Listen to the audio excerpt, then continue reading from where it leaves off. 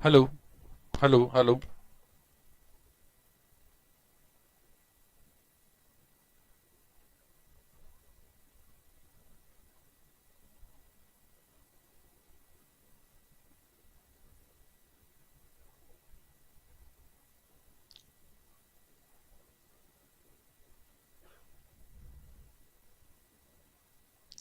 Hello. आ गए सभी।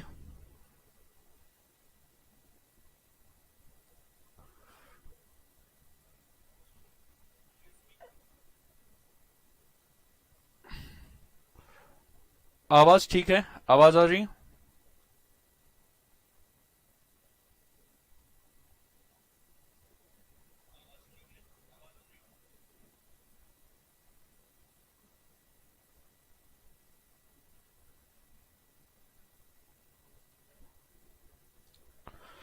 2 minute में हम स्टार्ट कर देंगे।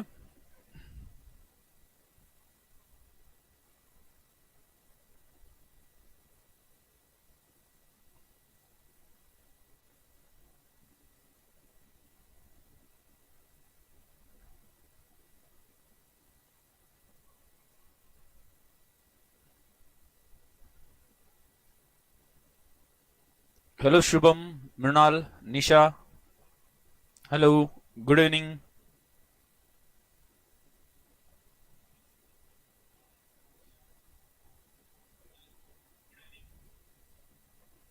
मन्नू भी आ गया।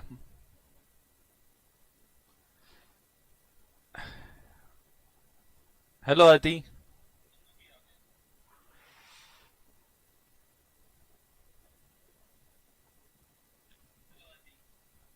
हाय तनिया।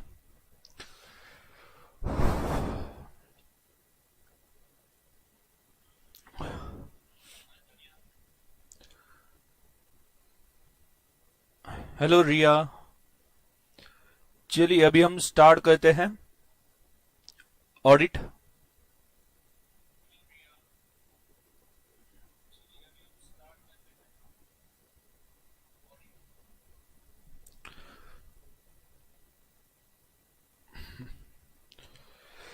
तो ध्यान से सुनना। सबसे पहले तो मैं जितना मुझे आइडिया है शायद से ऑडिट ये सब्जेक्ट आप फर्स्ट टाइम पढ़ रहे हो। तो ऑडिट ये थ्योरी सब्जेक्ट है और आपको आइडिया होगी या मतलब शायद से आपने ये ऑब्जर्व किया होगा कि थ्योरी सब्जेक्ट में मार्क्स लाना और भी डिफिकल्ट है। ऐसा हुआ है या ऐसा होता है आपके साथ कि थ्योरी सब्जेक्ट में मार्क्स थोड़े कम मिलते हैं, प्रैक्टिकल में थोड़े ज्यादा मिलते हैं? या थ्योरी सब्जेक्ट जैसे तैसे 50 मार्क हम क्रॉस कर लेते हैं? ये एक्सपीरियंस शायद से आपको भी होगा। ठीक है, तो आप बताते जाओ।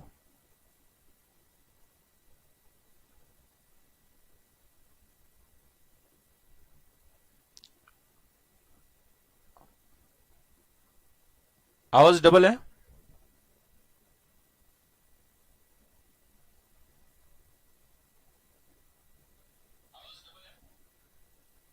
ये ठीक है आवाज? प्लीज कंफर्म करना।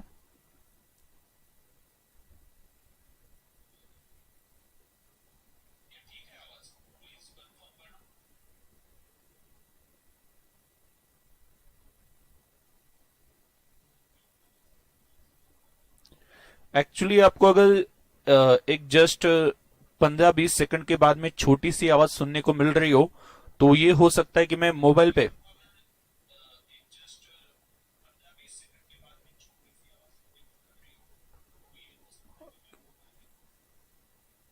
पे मैं ऑडियो चेक कर रहा हूं, उसकी वजह से आपको वो आवाज शायद से आती हो। बट अगर जब मैं बोल रहा हूं तब अगर आवाज ठीक है तो कोई दिक्कत वाली बात नहीं है।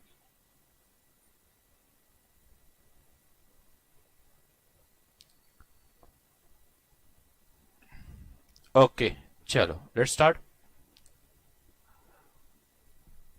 तो मुझे बताना कि ऑडिट या थ्योरी सब्जेक्ट में कम मार्क्स मिलते हैं या ज्यादा मार्क्स मिलते नहीं, ऐसा एक्सपीरियंस है क्या? मैं आपको ट्रिक्स बता दूंगा। ऑब्वियसली थ्योरी सब्जेक्ट पहले से मेरा स्ट्रांग रहा है या अच्छा रहा है। सर आप तो प्रैक्टिकल पढ़ाते हो, सर अकाउंटिंग पढ़ाते हो, तो थ्योरी सब्जेक्ट कैसे स्ट्रांग या मतलब अच्छा कैसे है? तो है मेरे जनरली थ्योरी मार्क्स की या थ्योरी सब्जेक्ट की वजह से ही मार्क्स मेरे जो है वो अच्छे रहते थे या उसकी वजह से ही बहुत सी बार मैं पास भी हो गया। तो आगे जाके पढ़ेंगे, जैसे जैसे सब्जेक्ट आगे बढ़ेगा मैं आपको बता दूंगा कि थ्योरी में लिखते वक्त आपको ध्यान क्या रखना चाहिए या टेक्निक्स क्या फॉलो किए जा सकते हैं। ओके, तो चलो लेट्स स्टार्ट। सबसे पहले देख लेते हैं ऑडिट मतलब क्या। ऑडिट मतलब क्या है? ऑडिट मतलब, ध्यान से सुनना,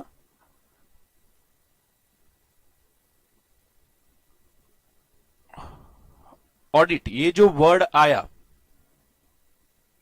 ये आ गया फ्रॉम लैटिन वर्ड। एक लैटिन वर्ड है,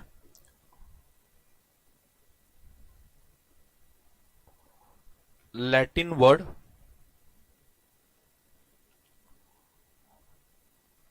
ऑडायर। एक लैटिन वर्ड से ये ऑडिट वर्ड इंट्रोड्यूस किया गया। लैटिन वर्ड कौन सा है? AUDIRE, AUDIRE। तो अभी एक देखना, ऑर्डर का मतलब क्या है? To here. हियर का मतलब है सुनना। पहले ऑडिट कैसे चलता था कि सुन के चलता था? जैसे कि मैं आपको बता दूं कि एक अकाउंटेंट है, एक एग्जांपल ले लो, एक अकाउंटेंट है, एक अकाउंटेंट है, हमेशा हमेशा वाली मेरी मतलब स्पेशल पेंटिंग या मतलब स्पेशल ड्राइंग देख लेना, ये अपना अकाउंटेंट है। तो पुराने जमाने में क्या होता था, या अकाउंटेंट या उसे हम बुलाएंगे मुनीम जी, इसे हम बुलाएंगे मुनीम जी। तो ये अकाउंटेंट सभी ट्रांजैक्शन रिकॉर्ड करता था और बाद में ये ट्रांजैक्शन ओनर के सामने जाके पढ़ता था कि आज दिन भर में कौन कौन से ट्रांजैक्शंस हो गए, क्या क्या किया, कितना पैसा गया, कितना पैसा आ गया, कितना बचा है। तो इसका मतलब क्या है, वहां पे जो ओनर है वो ओनर जो अकाउंटेंट ने लिखा है उसे सुन लेता था। अब ये सुनने का पर्पस क्या था, ये मुझे बताओ। क्यों ओनर जो भी अकाउंटेंट ने रिकॉर्ड्स मेंटेन किए हैं वो सुनता था? रीजन क्या हो सकता है बताओ? आपको फटाफट बता देना है टाइप करके कि क्या आपको लगता है रीजन क्या हो सकता है। ओनर को सुनाता था, मतलब क्यों सुनाता था? सर ओनर को नींद नहीं आती थी सर, मतलब उसे सुनना अच्छा लगता था, बाद में नींद अच्छी आती थी। रीजन क्या हो सकता है बोलो?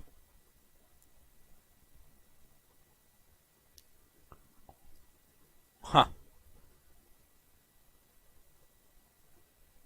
क्या हो सकता है रीजन? तो रीजन यहां पे हम क्या कह सकते हैं कि जो ट्रांजैक्शन डेली बेसिस पे हो गए वो ट्रांजैक्शन सच में जेन्युइनली हो गए क्या, उसका मतलब हम कह सकते हैं इंस्पेक्शन या इन्वेस्टिगेशन।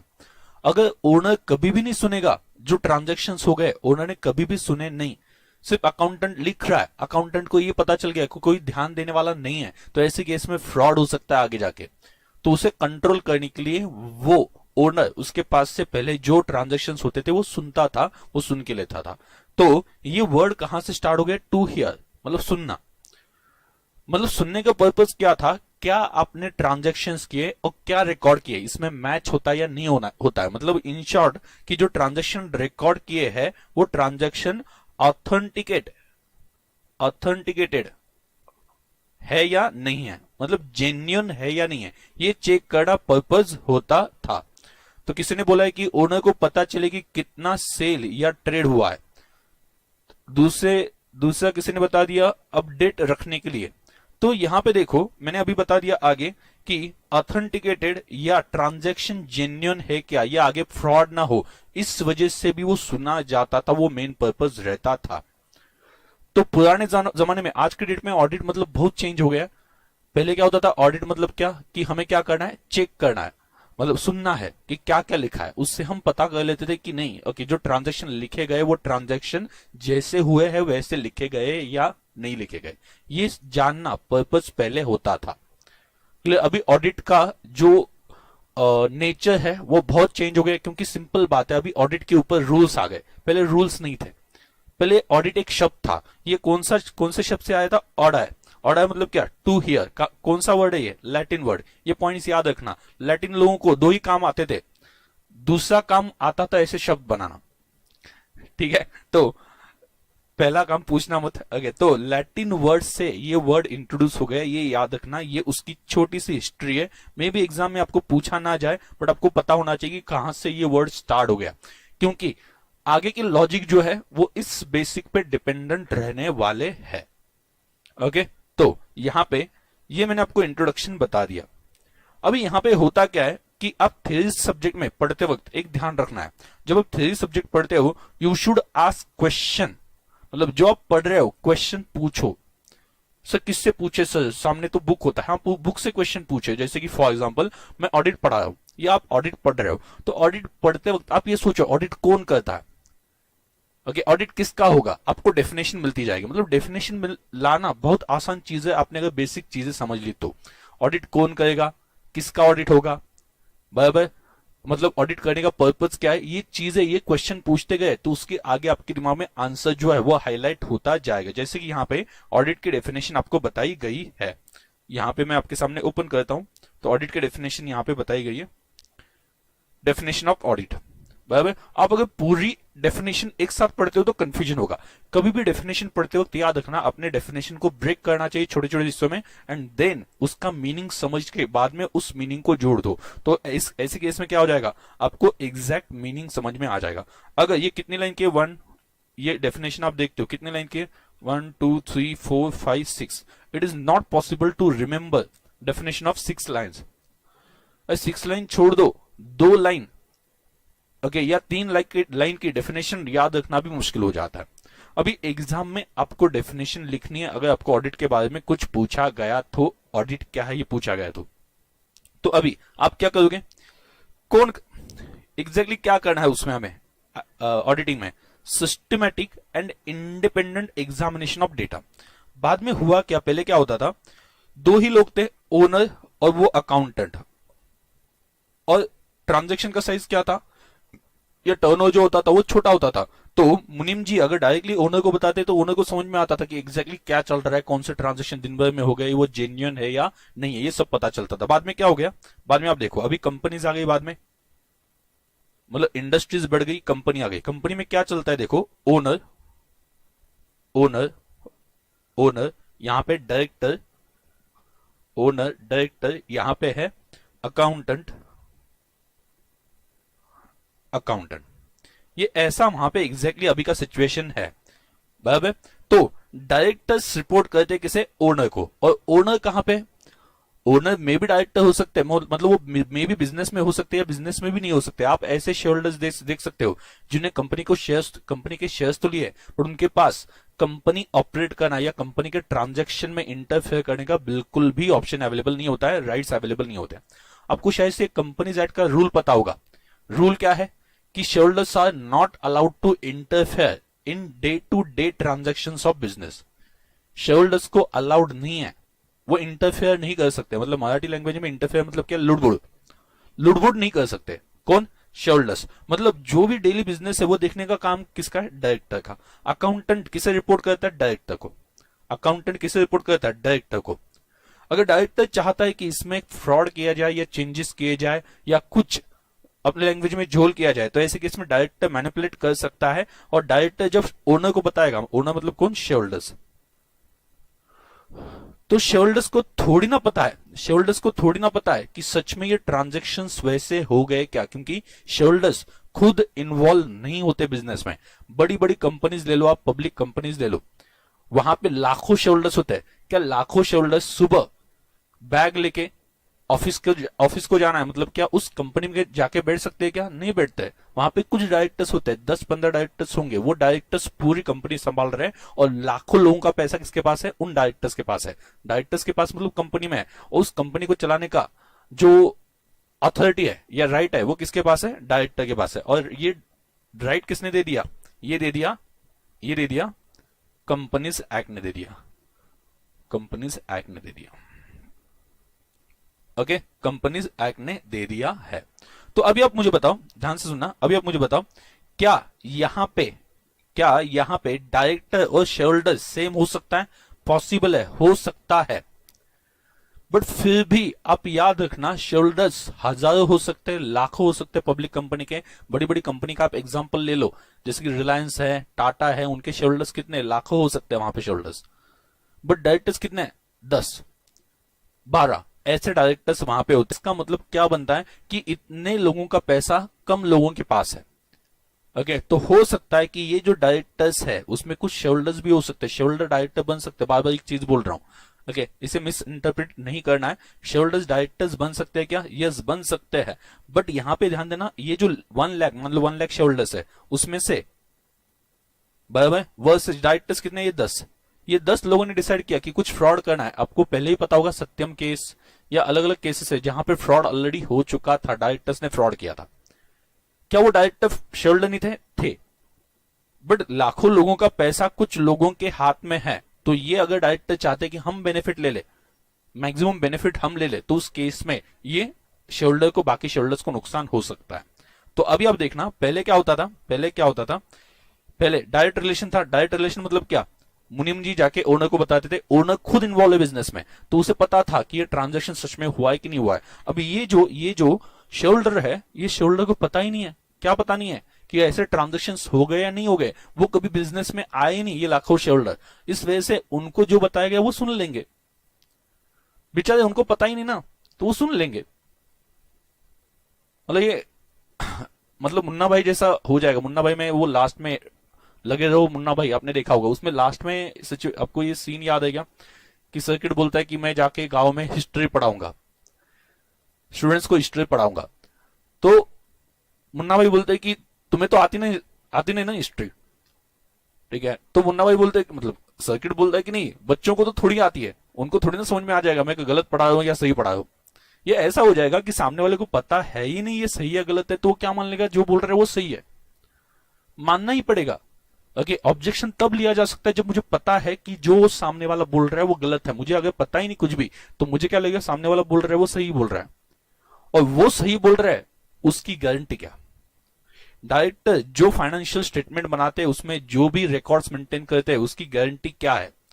गारंटी दे सकते हो आप? नहीं दे सकते। कुछ तो भी ऐसा सिस्टम होना चाहिए जिससे शेयर होल्डर को कॉन्फिडेंस मिले कि जो हमारे सामने इंफॉर्मेशन रखी गई है वो इंफॉर्मेशन ट्रू है, ट्रू एंड फेयर, सही है। ये कुछ तो भी ऐसा सिस्टम होना चाहिए। बाय, समझ में आया? यहां तक कोई डाउट है? बता देना, यहां तक कोई डाउट है क्या? पहले मैंने आपको सिस्टम बता दी। पुराने जमाने में छोटा बिजनेस उसके लिए बहुत आसान था, तो मुनीम जी डायरेक्टली ओनर को बताते थे और पता चलता था क्या कहां पे खर्च हो गया। किसी तीसरे पर्सन की जरूरत नहीं है। यहां पे अकाउंटेंट रिपोर्ट करता है डायरेक्टर को, बराबर? तो डायरेक्टर को रिपोर्ट किया, डायरेक्टर्स आगे शेयर होल्डर्स को बताया कि साल में इतना प्रॉफिट हो गया, इतने खर्चे हो गए। शेयर होल्डर को मानना पड़ेगा, उनको थोड़ी ना पता है कि एग्जैक्टली हुआ या नहीं हुआ है। यहां तक क्लियर है? बताओ।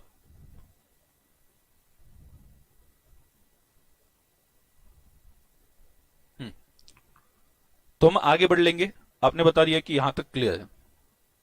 तो ऐसा कोई सिस्टम होना चाहिए जो सिस्टम ये बताए, क्या बताए वो सिस्टम? कि जो ट्रांजैक्शन बताया गया, जो फाइनेंशियल स्टेटमेंट में बताया गया, वो फाइनेंशियल स्टेटमेंट में सही, ट्रू इंफॉर्मेशन दी गई है और शेयर होल्डर्स को उस पर भरोसा हो। तो ऐसा क्या किया जा सकता है? राइट? तो किसका कौन सा कंसेप्ट इंट्रोड्यूस किया गया? तो कंसेप्ट इंट्रोड्यूस किया गया ऑडिटर। कौन सा इंट्रोड्यूस किया गया? ऑडिटर।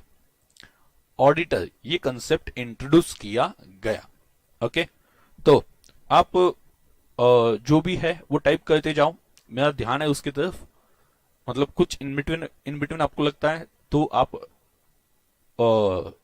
टाइप करके भेज देना। मेरा ध्यान है, मुझे दिखता है तो उस केस में मैं आंसर कर दूंगा। ओके, तो ऑडिटर। अभी ऑडिटर क्या करता है? अभी अब देखो, डायरेक्टर का ही पहचान वाला एक दोस्त है, अच्छा खासा दोस्त है, डायरेक्टर का पहचान वाला है, ये डायरेक्टर का भाई है। अगर उसको ऑडिटर बनाया गया तो आप मुझे बताओ, क्या शेयर होल्डर्स को भरोसा आएगा क्या जो इंफॉर्मेशन मिली है वो सही है? अगर डायरेक्टर का भाई खुद ही ऑडिट कर रहा है तो शेयर होल्डर के सामने ऐसी इंफॉर्मेशन रखी गई जो डायरेक्टर ने मतलब अकाउंटेंट ने डायरेक्टर को बता दी, और ऑडिटर कौन है? डायरेक्टर का भाई है, उनने खुद ही चेक की। तो ऐसे केस में शेयर होल्डर को भरोसा बैठेगा या ऐसा होना चाहिए क्या? ऐसा नो बोलो। तो ऐसा नहीं होना चाहिए। तो क्या होना चाहिए? इस वजह से ये जो ऑडिटर है वो क्या होना चाहिए? इंडिपेंडेंट होना चाहिए। इंडिपेंडेंट। और ये इंडिपेंडेंट ऑडिटर एक एग्जामिनेशन या वेरिफिकेशन करेगा, जिसमें वो ट्राई करेगा, कोशिश करेगा कि ये फाइंड आउट करना कि जो ट्रांजैक्शंस लिखे हैं, रिकॉर्ड किए हैं, वो प्रॉपरली रिकॉर्ड किए हैं या नहीं किए। ये किसका काम होगा? ये काम किसका होगा? ये ऑडिटर का काम होगा। इस वजह से डेफिनेशन क्या बनती है? डेफिनेशन क्या बनती है? A systematic and independent examination of data. Systematic and independent. Why independent examination is required? Why independent examination is required? बोलो, क्यों डायरेक्टर की पहचान वाला नहीं चलेगा? क्यों नहीं चलेगा? कोई अगर अकाउंटेंट का पहचान वाला है, उसे रख दिया, उसका भाई है, उसे रख दिया, ओके, तो ये क्यों नहीं चलेगा? क्यों? क्योंकि वो पर्सन शायद से डायरेक्टर के फेवर में अपना डिसीजन दे रहे और डायरेक्टर जैसा बोल रहा है उसके अकॉर्डिंगली अपना ओपिनियन एक्सप्रेस कर दे। इस वजह से क्या होना चाहिए? Independent examination of data. Data मतलब इंफॉर्मेशन, स्टेटमेंट मतलब फाइनेंशियल स्टेटमेंट जो होते हैं उसका एग्जामिनेशन किया जाएगा। कैसे? Independent and systematic. सिस्टमेटिक मतलब क्या? पहले वो जर्नल चेक करेगा, बराबर, जर्नल की पोस्टिंग कहां पे गई? लेजर में। सिस्टमेटिक मतलब क्या? जिस प्रोसेस से वो फाइनेंशियल स्टेटमेंट बने हैं उस प्रोसेस से वो चेक करता जाएगा। मतलब जर्नल में जो एंट्री हो गई उसकी पोस्टिंग प्रॉपरली लेजर में हुई है क्या, उस अमाउंट से, अकाउंट्स करेक्टली मेंटेन किए क्या, ये सभी सिस्टमेटिकली वो चेक करेगा। तो systematic and independent examination of data, याद रखना ये दो word, statement, records, records operation and performances, financial और otherwise, of an enterprise for stated purpose. Stated purpose, oh stated purpose क्यों? बहुत से केस में स्टूडेंट को ये लगता है ऑडिट मतलब अकाउंट्स चेक करना, बट ऑडिट अलग अलग टाइप के हैं। जैसे कि परफॉर्मेंस ऑडिट है, प्रोप्राइटरी ऑडिट है, अलग अलग टाइप के ऑडिट है, इंटरनल ऑडिट है, स्टैट्यूटरी ऑडिट है, ये हम सभी पढ़ने वाले हैं। तो ऑडिट अलग अलग टाइप के हैं। इस वजह से नॉट नेसेसरी कि ऑडिट हमेशा फ्रॉड फाइंड आउट करने के लिए किया जाए। ओके, ऑडिट जो है वो परफॉर्मेंस इंप्रूव करने के लिए भी ऑडिट किया जा सकता है। ऑडिट मतलब इंस्पेक्शन हम कह सकते हैं, एग्जामिनेशन हम कह सकते हैं। ओके, तो स्टेटेड पर्पस, सो ऑडिट, ध्यान देना। एक बात होती है कि ऑडिटर मतलब सीए, ये सही है क्या? बताओ, auditor is equal to CA, auditor is equal to CA, is it true? मुझे फटाफट बता देना मैसेज करके। Auditor is equal to CA, ऐसा है क्या?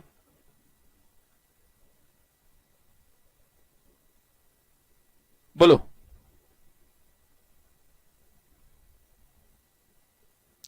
फॉल्स, किसने फॉल्स बोला? ओके, मनु, हाँ, और बाकी लोग क्या बोल रहे हैं? ऐसा समझ लो कि चैटिंग कर रहे हो किससे और मैसेज टाइप करो, सिर्फ सोना बाबू ऐसा नहीं डालना है।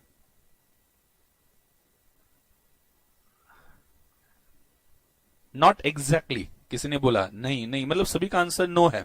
ओके, ऑडिटर, ऑडिटर और सीए, ओके, ये दोनों सेम नहीं होते। बहुत सी बार ये मिस इंटरप्रेट किया जाता है। सीए, ओके, उनके पास अथॉरिटी है कि वो स्टैट्यूटरी ऑडिट करे। स्टैट्यूटरी मतलब क्या? अकाउंटिंग का ईयरली जो ऑडिट होता है, ईयरली जो लॉ के रूल्स के हिसाब से करना पड़ता है, वो होता है स्टैट्यूटरी ऑडिट। और स्टैट्यूटरी ऑडिट जो है वो हमेशा सीए करते हैं। बट बाकी जो ऑडिट होते हैं ना, इंटरनल ऑडिट हो, वहां पे कोई भी पर्सन चलेगा, भले वो सीए हो, सीएमए हो, सीएस हो, या वो क्वालिफाइड, मतलब ये तीनों में से भी क्वालिफाइड नहीं, वो एमबीए एलएलबी है, वो भी पर्सन इंटरनल ऑडिट कर सकता है। वहां पे कोई रिस्ट्रिक्शन थोड़ी ना है। ओके, इंटरनल ऑडिट हो गया, उनके लिए रिस्ट्रिक्शंस रखे नहीं गए। इंटरनल ऑडिट जो है, ओके, हाँ, देखो कुछ रूल्स है उसके लिए, वो आगे हम पढ़ेंगे। मतलब कुछ कंपनी के लिए स्पेसिफिकली इंटरनल ऑडिट कंपल्शन किया गया है रिसेंट डेट में, तो उनके लिए रूल्स भी बताए, रूल्स आगे मैं बता दूंगा, ठीक है। बट वो स्पेसिफिक या पर्टिकुलर कंपनीज के लिए होंगे। उस कंपनी को छोड़ के बाकी अगर कोई इंटरनल ऑडिट करना चाहता है तो उनके लिए कोई भी रूल्स नहीं है कि कैसे ऑडिट करना है। बाद में परफॉर्मेंस ऑडिट हो, इफिशियंसी ऑडिट हो, बाद में हम कह सकते हैं प्रोप्राइटरी ऑडिट हो, मतलब एसेट्स प्रॉपर्ली मेंटेन किए क्या, जो एसेट दिख रहा है उतना ही है क्या, इसके लिए जो ऑडिट होता है वो ऑडिट कोई भी कर सकता है, ओके, जिसको नॉलेज है। ओके, इंटरनल ऑडिट का मैंने आपको बता दिया, आगे रूल्स है, बट वो रूल्स किसके लिए? स्पेसिफिक कंपनीज के लिए। ओके, वो टर्नओवर कितना है वो आज के डेट में नहीं पढ़ेंगे, नहीं तो हम बहुत आगे चले जाएंगे। अभी तो हम बेसिक पे, इंट्रोडक्शन पे। ओके, तो यहां तक कोई डाउट है? यहां तक कोई डाउट है? पहला पहला क्या क्या करना है ऑडिट में? Independent and systematic examination of data, statement, records, operation and performance. बराबर, फाइनेंशियल और अदरवाइज, मतलब फाइनेंशियल जो एस्पेक्ट है उसका ऑडिट किया जा सकता है या अदर भी। मैंने अभी आपको बार बार बोला audit is not necessary related to financial statement. आगे, of an enterprise for stated purpose, जिस पर्पज के लिए हम एग्जामिनेशन कर रहे हैं उस पर्पज के हिसाब से हम फाइनेंशियल इंफॉर्मेशन या अदर इंफॉर्मेशन चेक कर सकते हैं। In any auditing situation the auditor pursues and recognises the proposition before him. तो क्या कहता है, किसी भी ऑडिट में वो जो सामने सिचुएशन है उसे समझ के लेगा। परस्यू करना मतलब क्या, समझ के लेगा, ठीक है, एज वेल एज ओके वो पहचानने की कोशिश करेगा कि जो सामने सिचुएशन है और उसके हिसाब से वो क्या करेगा, एविडेंसेस कलेक्ट करेगा, इवेल्युएट्स, उस एविडेंसेस को इवेल्युएट करेगा कि एविडेंस प्रॉपर है या नहीं है, and on the basis formulate his judgement which he communicate through his audit report. तो चलो क्या करना है ऑडिट में, क्या करना है, इंडिपेंडेंट एंड सिस्टमेटिक एग्जामिनेशन, जहां पे बैठे वहां से बोलना है। बराबर, मतलब घर वाले बोलेंगे कि ये क्या पागल हो गया क्या, मतलब मोबाइल को देख के बातें कर रहा है, तो चलेगा, कोई प्रॉब्लम नहीं। बट थ्योरी में आप जितना एक्टिव हो, जितना बोल रहे हो, जितना आपके साइड से रिवीजन में आप जितना इन्वॉल्व हो रहा है, उतना आपको घर पे पढ़ने की जरूरत कम पड़ेगी। तो मेरे साथ साथ ही रिवीजन होना चाहिए, घर पे भी पढ़ लो, ओके, ये तो एडिशनल अच्छी चीज है, बट मेरे साथ साथ आप बोलते जाओ। पहला क्या है, क्या करना है, सिस्टमैटिक एंड इंडिपेंडेंट एग्जामिनेशन। किसका किसका, क्वेश्चन पूछो, पहला क्या करना है, सिस्टमैटिक एंड इंडिपेंडेंट एग्जामिनेशन। दूसरा क्या, किसका, किस चीज का इंडिपेंडेंट एग्जामिनेशन करना है, data, statement, records, operation, performance, इसमें से कोई भी मतलब जो फाइनेंशियल से रिलेटेड हो सकता है या अदरवाइज भी हो सकता है, ठीक है, ये हमें करना है। और उसके लिए आप क्या करोगे, सिचुएशन क्या करना पड़ेगा, सिचुएशन परसीव करनी पड़ेगी, सिचुएशन को समझना पड़ेगा, ओके, और जो प्रूफ मिल रहा है उस प्रूफ को इवेल्युएट करना पड़ेगा कि ये प्रूफ प्रॉपर है या नहीं है। आगे हम ऑडिट एविडेंस पढ़ने वाले हैं कि ऑडिट एविडेंस के टाइम पे भी आपको कुछ रूल्स फॉलो करने पड़ते हैं। जब आपको कोई एविडेंस मिलता है, वो एविडेंस कितना रिलायबल है वो आपको समझ के लेना पड़ेगा। एंड लास्ट, उस बेसिस पे क्या करना है, हमें ऑडिट रिपोर्ट बनाना है, उस बेसिस पे ऑडिट रिपोर्ट बनाना है। तो इससे अगर मैं सेपरेटली बताता हूं तो सेपरेटली क्या क्या आ जाएगा, शॉर्ट में अगर बताता हूं तो पहले यहां पे लिख रहा हूं सिस्टमैटिक, मेनली आपको याद रखना है, सिस्टमैटिक एंड इंडिपेंडेंट, क्या, systematic and independent examination of data comma statements, short में लिख रहा हूं मैं।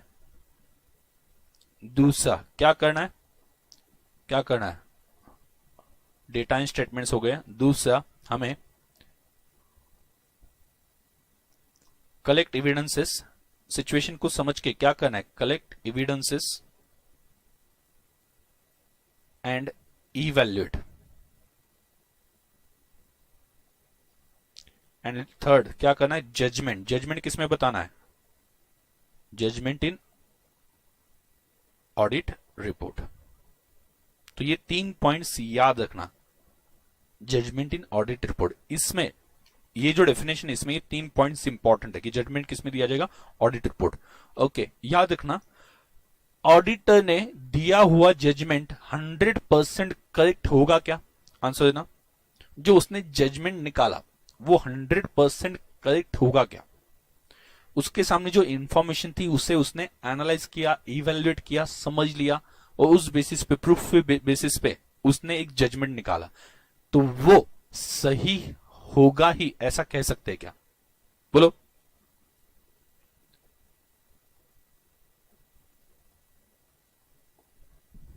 बोलो, चलो,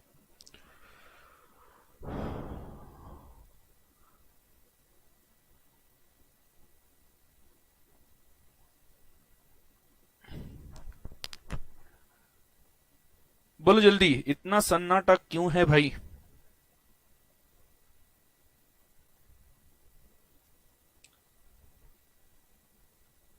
नॉट ऑलवेज, सिद्धेश, बराबर, ओके, बाकी लोग, कुछ ही लोग पार्टिसिपेट कर रहे हैं इसमें,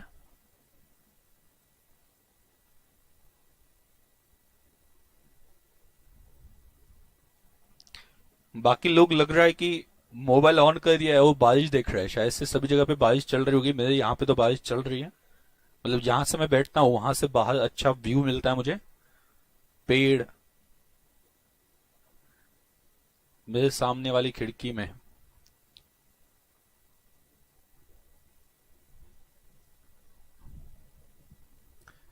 तो ध्यान देना, प्रूफ बेसिस पे करेक्ट होगा। ओके, ध्यान देना, ध्यान देना। ओके, तो मैं क्या बोल रहा था, बहुत से हो सकता है, नहीं हो सकता, मतलब पॉसिबिलिटी बोली गई बहुत से इसने। हो सकता है मतलब पॉसिबिलिटी है, शायद से। तो ध्यान देना, ओके, जो जो ऑडिटर ने बता दिया है वो एविडेंसेस कलेक्ट करके बता दिया है, बट हो सकता है ना वो एविडेंसेस गलत हो। बहुत सी बार आपने देखा होगा, आप क्राइम पेट्रोल देखते हो कि नहीं देखते हो? क्राइम पेट्रोल में आप आपने देखा होगा कि बहुत सी बार एविडेंसेस को मैनिपुलेट किया जाता है, बराबर, ताकि जजमेंट गलत आ जाए। सुन रहे हैं मैं क्या बोल रहा हूं? तो बहुत सी बार ये ऑडिट रिपोर्ट में जो जजमेंट दिया गया है वो जजमेंट जो है वो क्या हो सकता है, गलत भी हो सकता है। इस वजह से ओके, जो ऑडिटर ने बोला वो फैक्ट या पक्का ऐसा नहीं कर सकते। इस वजह से याद रखना, जब वो ऑडिट रिपोर्ट में कुछ लिखता है तो उसे ओपिनियन माना जाता है। क्या माना जाता है? ओपिनियन। मतलब ओपिनियन क्या होता है? ओके, वो उससे लगा सिचुएशन को देख के कि ये सही है, विच मे बी करेक्ट और विच मे नॉट बी करेक्ट। तो याद रखना, मैं स्पेशल पॉइंट्स के ऊपर एक थोड़ा सा फोकस कर रहा हूं, थोड़ा सा बार बार बोल रहा हूं। ओके, तो ये ओपिनियन वर्ड याद रखना, ओपिनियन के लिए हम ऑडिटर अपॉइंट करते हैं। वो 100% हमें नहीं बताएगा कि क्या सही है क्या गलत है, वो अपना ओपिनियन देगा सभी पॉइंट चेक करके। तो चलो, अभी तक मैंने क्या क्या पढ़ा है थोड़ा सा रिवाइज कर देता हूं। मैंने आपको बोला था ऑडिट आया कहां से, ऑडिट आया कहां से। यस, किसी ने बोला है कि आलोक डिपेंड्स ऑन इंफॉर्मेशन। यस, मैंने वही बोला कि डिपेंड्स ऑन इंफॉर्मेशन मतलब क्या, इंफॉर्मेशन जो मिली वो सही मिली तो ऐसी केस में उसका ओपिनियन करेक्ट हो सकता है या गलत भी हो सकता है। तो याद रखना, वो ऑडिटर है, वो भगवान नहीं है, तो इस वजह से गलती उससे भी हो सकती है। ओके, तो यहां पे ध्यान देना, पहला मैंने क्या बता दिया। हाँ बोलो, ऑर्डर। ऑडिट कहां से आ गया? लैटिन वर्ड कौन सा था, याद कर लो फटाफट, ऐसे क्विकली रिवाइज करना है। क्या? ऑर्डर। किससे आ गया? ऑर्डर। ऑर्डर का मतलब क्या है? To here. हियर का मतलब क्या? सुन के लेना। पहले ऑडिट जो है वो इस तरह से किया जाता था कि एक पर्सन बोलता था, दूसरा सुनता था कि वो सही लिखा है या नहीं लिखा है, तो उस तरह से चलता था। बट ट्रांजैक्शन का वॉल्यूम बढ़ गया तो उस केस में सुन के ऑडिटिंग करना पॉसिबल अभी नहीं है। इस वजह से ऑडिट के ऊपर प्रॉपर रूल्स आ गए। तो ऑडिट का डेफिनेशन जो दिया है वो डेफिनेशन क्या बताया यहां पे? Systematic and independent examination of data, statement, records, okay, बाद में परफॉर्मेंस एंड ऑपरेशन, इसका इंडिपेंडेंट एग्जामिनेशन चलेगा। हाँ, और उसके लिए क्या है, वो पर्सन सिचुएशन समझ लेगा, peruses and recognise the proposition before him for examination and collects evidence, evaluate the same and evaluate the same on the basis formulates his judgment which is communicated through his audit report. Okay, audio video थोड़ा mismatch हो रहा है, ये बहुत सी बार internet की issue की वजह से भी हो सकता है। मैं भी बोल रहा हूं इंटरनेट इशू की वजह से भी हो सकता है। बहुत डिफरेंस है ये, थोड़ा सा ये एकदम स्लाइट है या बहुत डिफरेंस है?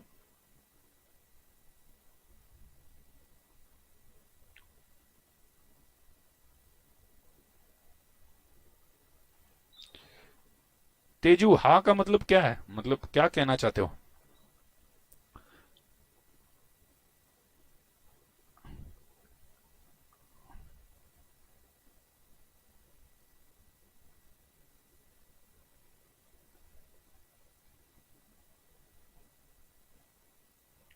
कुछ लोग बोल रहे नहीं, कुछ लोग बोल रहे हाँ।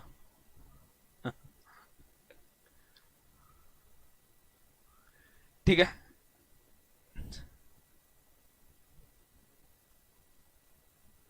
ओके, एकदम स्लाइट है ऐसा बोल रहे हो आप?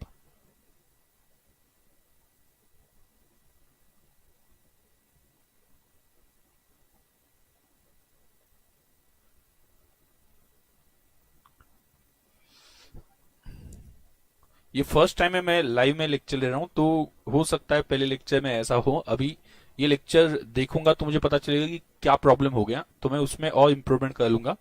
तो मैं एक दो पेजेस पढ़ा दूंगा, उसके बाद में हम स्टॉप करेंगे आज के दिन के लिए, एंड देन विल स्टार्ट, मतलब कल से हम प्रॉपरली या ज्यादा टाइम के लिए हम कंटिन्यू कर लेंगे, क्योंकि मुझे चेक भी करना पड़ेगा कि सब ठीक चल रहा है या नहीं चल रहा है। तो देखो यहां पे ध्यान देना, आपको ज्यादा इंपॉर्टेंट डेफिनेशन कौन सी है? ये ऊपर की डेफिनेशन समझने के लिए ठीक है, ऊपर की डेफिनेशन समझने के लिए ठीक है, बट ये एसे 200, क्या ये एसे 200 जैसे अकाउंटिंग स्टैंडर्ड होते हैं ना, उसे बोलते हैं हम एएस। अकाउंटिंग स्टैंडर्ड होते हैं ना, उसे हम शॉर्ट में क्या बोलते हैं? एएस। उसके नंबर्स है AS7, AS9, AS10, ऐसे अलग अलग नंबर्स है, बराबर। वैसे और आपने पढ़ा था कि अकाउंटिंग स्टैंडर्ड, स्टैंडर्ड्स मतलब क्या? रूल्स। वैसे ही ऑडिटिंग के भी स्टैंडर्ड्स है, मतलब ऑडिटिंग के भी रूल्स है, ऑडिटिंग के भी रूल्स है, याद रखना, ऑडिटिंग के भी रूल्स है। और ऑडिटिंग के जो रूल्स है, ऑडिटिंग स्टैंडर्ड्स, ऑडिटिंग स्टैंडर्ड्स, इसको कहा जाता है एसए शॉर्ट में। एसए का लॉन्ग फॉर्म क्या है? याद रखना, एसए का लॉन्ग फॉर्म क्या है? एसए का लॉन्ग फॉर्म क्या है? Standards on auditing, standards on auditing, standards on auditing,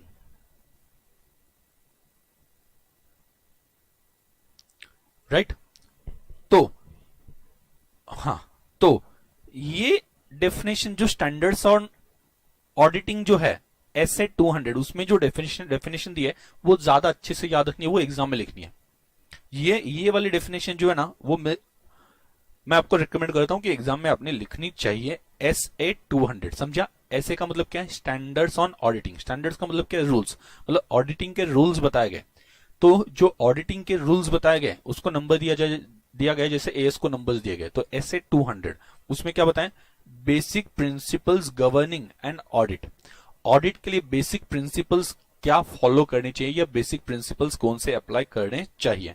तो ये ज्यादा करेक्ट डेफिनेशन, करेक्ट नहीं बोल रहा हूं, ज्यादा अप्रोप्रिएट कह सकते हैं, ये डेफिनेशन है। एंड ऑडिट, ऑडिट क्या है? इंडिपेंडेंट एग्जामिनेशन, वही पढ़ा था हमने, independent examination of financial information. Financial information, ये फाइनेंशियल ऑडिट के बारे में ज्यादा बात कर रहे हैं। ऑफ एनी एंटिटी, किसी भी एंटिटी की, वेदर प्रॉफिट ओरिएंटेड और नॉट, इररिस्पेक्टिव ऑफ साइज और लीगल फॉर्म, फर्क नहीं पड़ता वो कितनी बड़ी कंपनी है, छोटी है, प्रॉफिट ओरिएंटेड है मतलब प्रॉफिट के लिए बनाई गई है, या नॉन प्रॉफिट है, फर्क नहीं पड़ता है, किसी भी चीज से फर्क नहीं पड़ता। ओनरशिप किसकी है, फर्क नहीं पड़ता है, सोल प्रोप्राइटरशिप है, बाद में हम कह सकते हैं कंपनी है, पार्टनरशिप है, इससे भी फर्क नहीं पड़ता है। सिंपली आपको क्या ध्यान रखना है? It is independent examination of financial records of any entity, किसी भी एंटिटी का हो सकता है, ठीक है। Irrespective of size, nature, profit oriented और नॉट, इससे कुछ भी फर्क नहीं पड़ता है। When such examination is conducted with view of expressing an opinion thereon. और ये क्यों किया गया? Examination is conducted with view, क्या सोच के? To express opinion thereon. ये डेफिनेशन आपको याद रखनी, छोटी डेफिनेशन है। और स्टैंडर्ड्स ऑन ऑडिटिंग नंबर 200 खुद बोल रहा है ये डेफिनेशन, तो ये डेफिनेशन आपके लिए ज्यादा रिलेवेंट है। वो ऊपर की जो है वो पुरानी डेफिनेशन हम कह सकते हैं, ऐसे 200 वाली डेफिनेशन याद रखना, अच्छी भी है। बोलो क्या, रिवाइज कर लो, क्या करना हमें? Independent examination. Why independent examination? Directors का भाई चलेगा नहीं, उनके पहचान वाला चलेगा नहीं, डायरेक्टर्स ने जिनको पैसे दिए उधारी पे उनको अपॉइंट करेंगे ऑडिटर करके? नहीं। क्यों? क्योंकि वो जब जजमेंट देगा वो जजमेंट डायरेक्टर्स के फेवर में देगा, डायरेक्टर जैसा बोलेगा वैसे जजमेंट देगा। ये ना हो इस वजह से, ये ना हो इस वजह से वहां पे क्या होना चाहिए? यहां पे इंडिपेंडेंट एग्जामिनेशन होना चाहिए। किसका? क्वेश्चन पूछो क्या होगा? इंडिपेंडेंट एग्जामिनेशन किसका?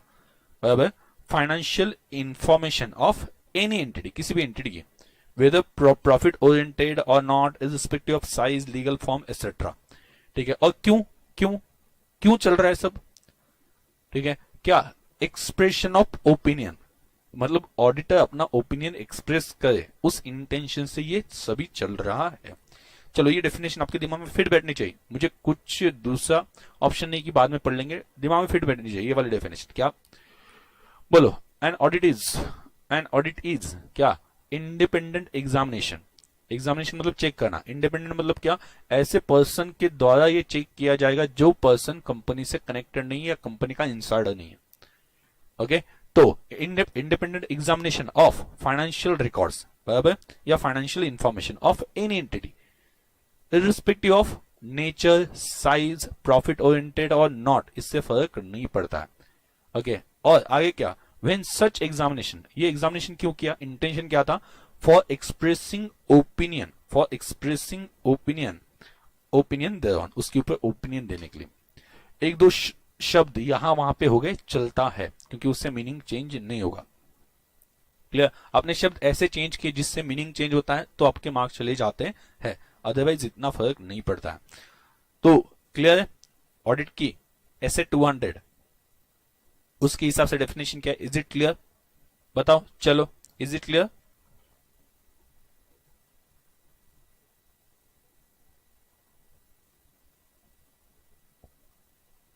बोलो।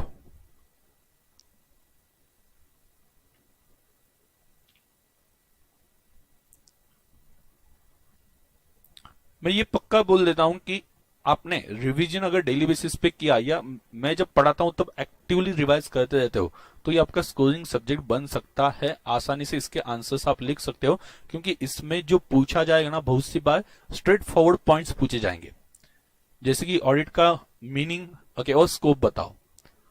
तो ये पता है आपको, अपने अच्छे से रिवाइज किया, आपको याद है, समझा है, तो उस केस में आप डायरेक्टली लिख दोगे ना, मार्क्स मिलने वाला है।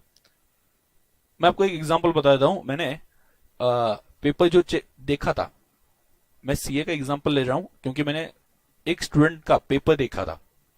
उसने क्या किया था कि उसका कहना था कि मुझे तो ऑडिट का पेपर बहुत इजी गया, ऑडिट का पेपर बहुत इजी गया, तो ऑडिट का पेपर इजी गया है तो मुझे 65-70 मार्क्स मिलने चाहिए, मतलब बेसिकली 60 प्लस मार्क्स आने चाहिए, उसका कहना था। लेकिन उससे जब मार्क्स आए तो समथिंग, जितना मुझे याद है, थोड़ा ऊपर नीचे हो सकता है, बट मार्क्स जो आए थे दैट वाज अराउंड 32। मतलब जो पर्सन सोच रहा था 65 के आसपास मार्क्स आने चाहिए, उससे मार्क्स मिल गए 32। तो ये बताने की वजह क्या है कि आप देखो, वो एक्सपेक्ट कर रहा था 65, आसान गया पेपर, लेकिन कितने मिले? 32। तो ऑब्वियसली शॉक बैठेगा क्या? यस, जोर का झटका बहुत जोर से लगा, मतलब वो ऐसा, उसकी वजह से फेल हो गया ना, वो 40 भी नहीं मिले, तो बाकी सभी सब्जेक्ट में पास हो गया। अगर यहाँ पे 40 मिल जाते तो वो पास हो जाता, 32 मिल गए, तो ये एकदम ऐसा, मतलब मेरे पास जब भी आता था तो ऐसा ऐसा एटीट्यूड रहता था कि नहीं, मुझे गलत मार्क्स दिए गए, उनकी गलती की वजह से मैं फेल हो गया, ओके, नहीं तो मैंने पास होना चाहिए था, ये सभी वो बोल रहा था। तो ये सभी बोलने के बाद में मैंने एक बोला कि तुम बार बार यही चीज बोलने से बेटर है कि इंस्टीट्यूट ने ऑप्शन दिया है, सी इंस्टीट्यूट की बात कर रहा हूँ, उन्होंने ऑप्शन दिया था कि आप आपकी कॉपी बुलवा सकते हो, कॉपी आप डिमांड कर सकते हो, तो उसकी आपको पीडीएफ मिल जाती है एक फीस पे करके। तो मैंने बोला वो मंगवा लो, हम सजेस्टेड जो आंसर है उसके साथ कंपेयर कर लेते हैं, ताकि तुम्हें पता चले कि गलती एग्जैक्टली हुई है तो उनके साइड से तो या अपने साइड से। तो जब वो एग्जैक्टली पीडीएफ आ गई, ओके, और मेरे सामने जब कंपेयर की हमने, ठीक है, तो ऐसे पॉइंट्स लिखे गए थे जो पॉइंट्स कहीं पे किताब में है ही नहीं, मतलब एकदम ऐसे। बहुत सी बार क्या होता है, थ्योरी सब्जेक्ट के लिए क्या होता है, ठीक है, वो एटीट्यूड अक्षय कुमार वाला हो जाता है, मुझे जो आता है वो मैं लिखता हूं, ठीक है, और मुझे जो नहीं आता वो मैं डेफिनेटली लिखता हूं। मतलब ऐसा हो जाता है कि नहीं ठीक है, आपको पता नहीं कि इसके पॉइंट्स कितने हैं, आप बार बार मतलब अननेसेसरली एक्स्ट्रा लिख रहे हो, कुछ मार्क्स नहीं मिलेंगे, एक मार्क भी नहीं मिलेगा, मतलब उसने बेनिफिट्स, या मतलब क्या कह सकते हैं, एडवांटेज, ओके, या हम कह सकते हैं कि ऑडिट एविडेंस, उसके पॉइंट्स लिखने हैं, उसके 5 पॉइंट है, उसकी जगह पे उसने 10 लिखे। एग्जामिनर ने क्या किया, 5 पॉइंट है तो 5 पॉइंट मिलते हैं क्या, एग्जैक्टली मिल रहे हैं तो मार्क्स दिए, बाकी जो पॉइंट्स लिखे गए उसे लिटरली इग्नोर किया, सिर्फ टिक उसे किया था जितने पॉइंट्स मैच हो रहे, तो उसके वो 5 पॉइंट में से 2 पॉइंट मैच हो रहे थे। वो जो 5 पॉइंट है जो लिखने चाहिए, तो उसमें से कितने पॉइंट्स मैच हो गए, 2, तो उसे 5 मार्क में से कितने मिल गए, 2 क्लियरली, और बाकी के मार्क्स नहीं दिए, मतलब बाकी इग्नोर ही कर दिया। मतलब आप कितनी क्वांटिटी लिखते हो उससे फर्क नहीं पड़ता इस सब्जेक्ट में, आप कितना टू द पॉइंट लिखते हो, ये ज्यादा इंपॉर्टेंट है। आप टू द पॉइंट लिख रहे हो, आपको मार्क्स मिलने चाहिए। आप कुछ भी लिख रहे हो, आपको बिल्कुल भी मार्क्स नहीं मिलेंगे, इग्नोर किया जाएगा आपका वो आंसर। क्लियर? जितना टू द पॉइंट लिखोगे, मतलब वो बीकॉम वाली स्टाइल फॉलो नहीं करनी है कि therefore this is called as this and that's why this is called as, okay, ऐसा अननेसेसरी वही चीजों को शब्द में घुमा फिरा के वहां पे दूसरा सेंटेंस बना देना और क्वेश्चन या आंसर बढ़ा देना, ऐसा बिल्कुल भी करना नहीं है। यहाँ पे टू द पॉइंट रहना है। इस वजह से मैं बार बार कुछ पॉइंट्स रिवाइज कर रहा हूं। ठीक है, आप अगर वो पॉइंट लिखते हो, जैसे कि फॉर एग्जाम्पल आपने डेफिनेशन ऐसे दिया है, उन्होंने ऐसे दिया है, ये डेफिनेशन ऐसे दिया है, आप देख रहे हो डेफिनेशन ऐसे दिया, आपने सोचा कि ऐसा नहीं लिखना है, मुझे पॉइंट्स में लिखना है 1 2 3, चलेगा। क्यों? क्योंकि आप अभी भी पॉइंट से भटक नहीं रहे हो। आप क्या लिखोगे? पहला point, independent examination of financial information of any entity, ये पहला पॉइंट लिख दिया। दूसरा क्या? वेदर प्रॉफिट ओरिएंटेड और नॉट और is and irrespective of its size and legal form, ये लिख दिया। एंड थर्ड पॉइंट लिख दिया, such examination conducted with view of expressing opinion on it और देयर ऑन। ऐसा आपने 3 पॉइंट लिख दिया, आपको मार्क्स मिलेंगे। क्यों? क्योंकि आपने जो बोलना है टू द पॉइंट बोल दिया, या आपने 3 सेंटेंस में लिख दिया तो भी चलेगा। बट आप अननेसेसरी कुछ चीजें जोड़ रहे हो जो आपके दिमाग में आ रही है, उस वक्त वहां पे जस्ट स्पेस कंप्लीट करने के लिए आप वहां पे लिख देते हो, तो मार्क्स नहीं मिलेंगे। स्टूडेंट का ये इंटेंशन होता है, ये सोचना होता है 5 मार्क के लिए 1 पेज लिखना है। पता नहीं, आई एम श्योर आपके दिमाग में ये होगा। ओके, 90% स्टूडेंट के दिमाग में ये होगा 5 मार्क मतलब 1 पेज लिखना है। ओके, अभी 1 पेज कंप्लीट करने के लिए वो कुछ भी लिख देते हैं।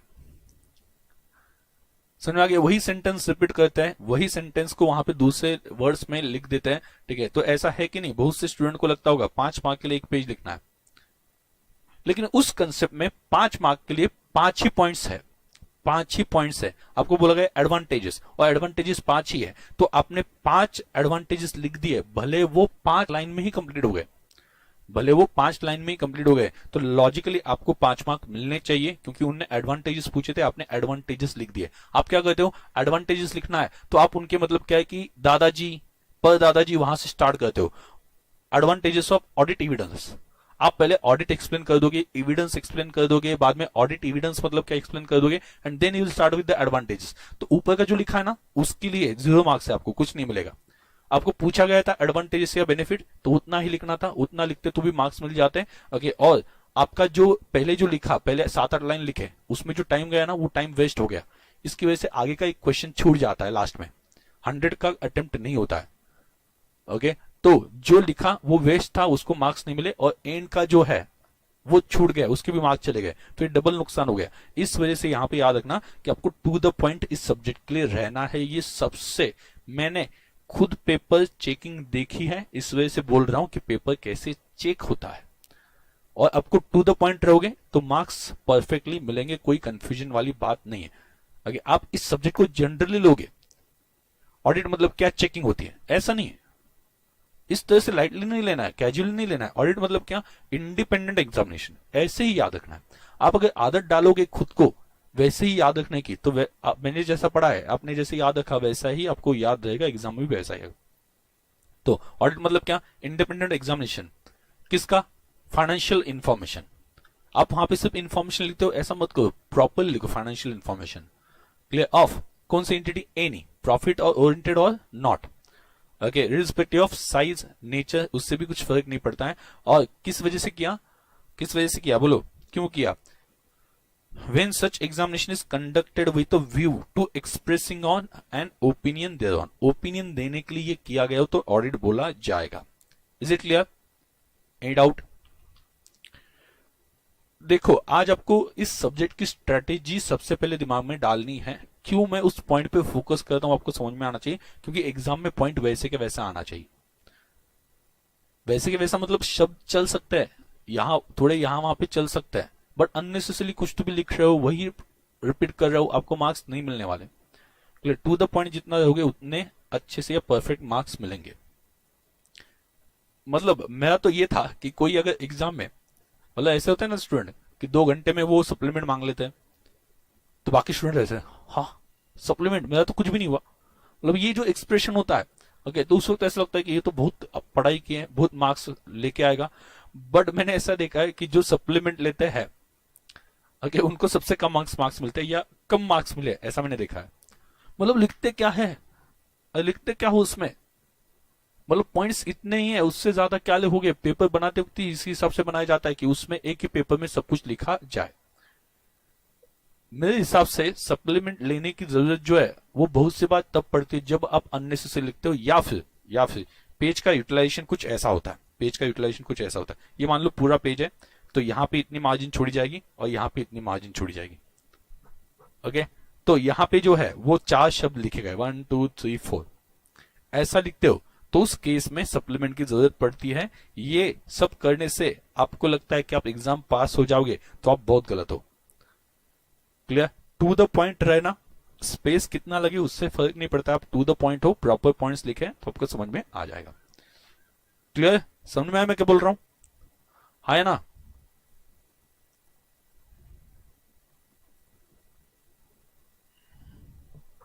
तो बोलो।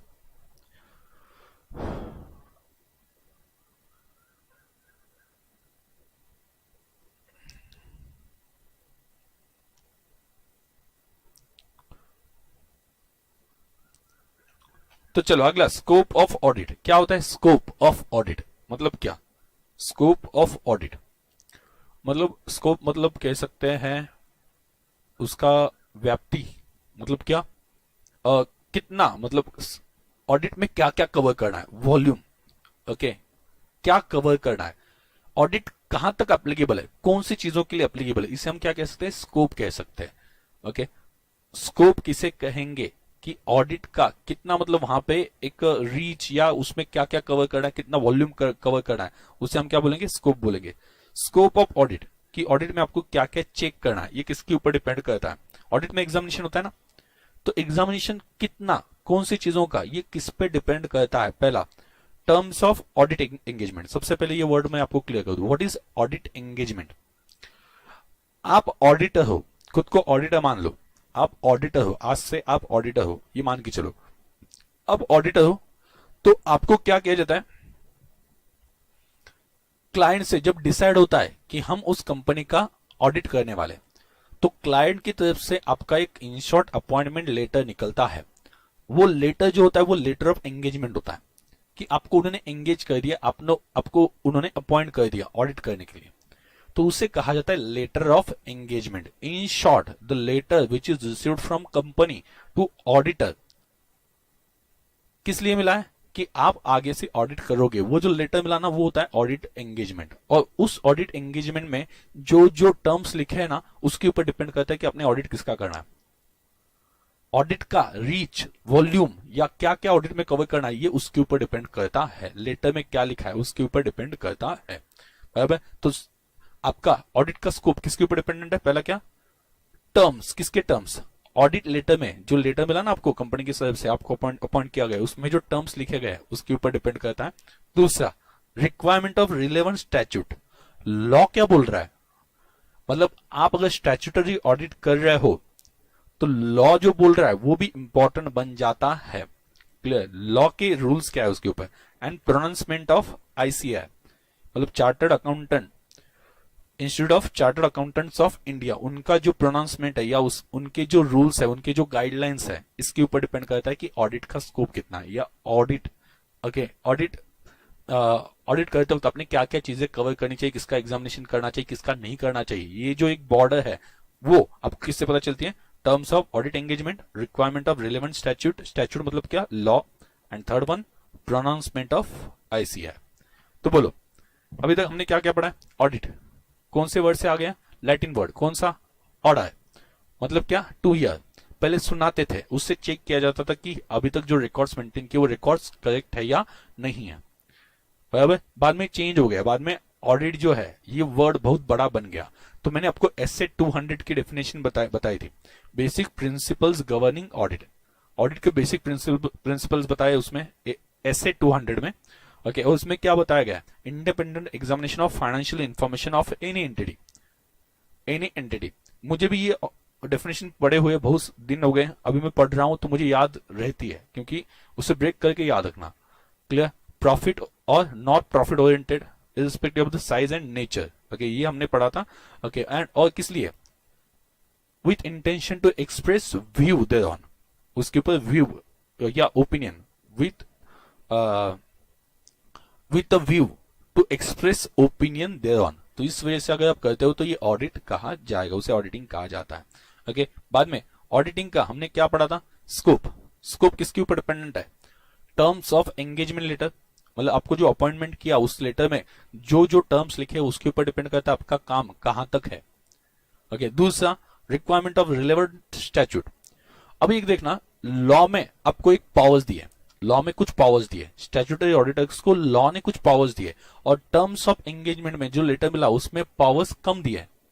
ये आपको बोला गया कि आप किसी भी पर्सन से इंक्वायरी नहीं कर सकते किसी पर्टिकुलर ट्रांजैक्शन के बारे में।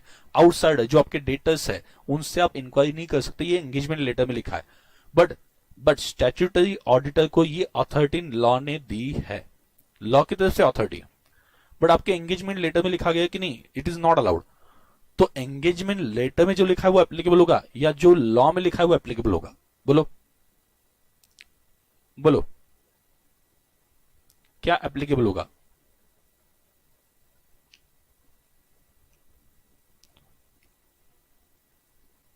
सिचुएशन तो समझ में आ गया। एंगेजमेंट लेटर में बोला गया है कि आप डेटर्स के बैलेंसेस की इंक्वायरी नहीं कर सकते। ऐसा कहां पे लिखा गया? इट इज रिटन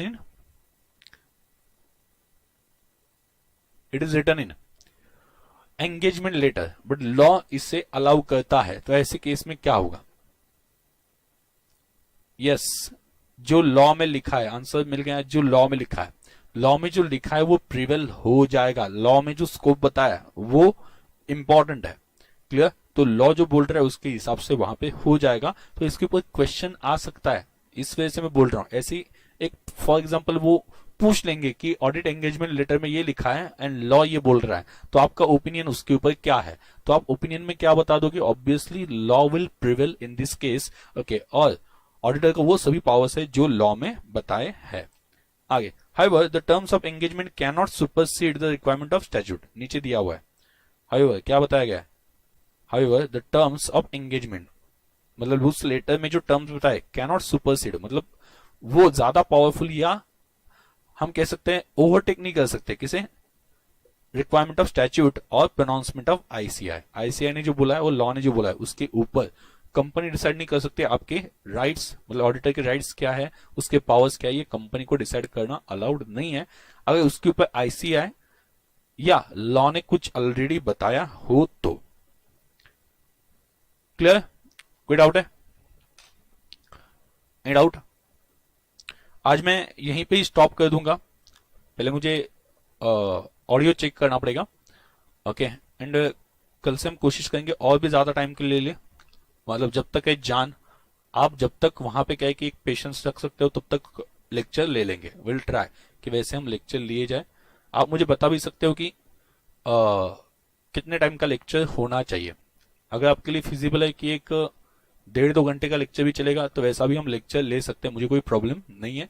वैसे भी घर पे बैठे आप लोग भी, मैं भी। तो आप मुझे बता देना कि कैसे लेक्चर होना चाहिए। ओके, तो यहाँ पे चैट में मैसेज कर सकते हो आप और मुझे बता सकते हो कितने टाइम का लेक्चर होना चाहिए। आज तो मैं स्टॉप कर रहा हूँ पहला पेज लेके। रीजन बीइंग, पहले मुझे थोड़ा सा चेक करना पड़ेगा कि एवरीथिंग इज फाइन और नॉट रिकॉर्डिंग में।